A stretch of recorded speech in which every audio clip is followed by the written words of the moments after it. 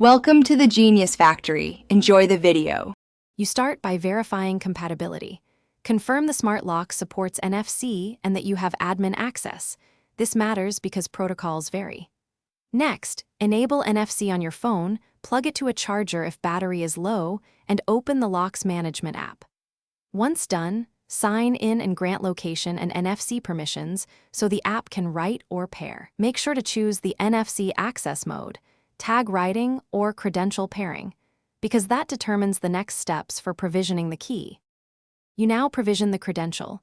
Open Add Access and pick NFC tag or phone credential because each path writes different data.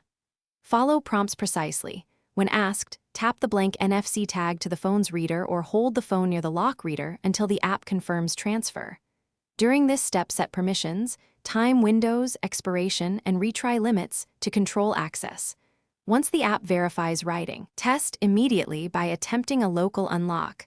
To ensure the credential was recorded, you finish by testing the setup. Present the tag or phone to the reader as instructed and watch for the LED or chime. If it doesn't unlock, check the app logs for errors, confirm the NFC tag format is NDEF and compatible, and ensure antenna alignment. Small offsets can stop reads. Also verify lock battery and firmware version.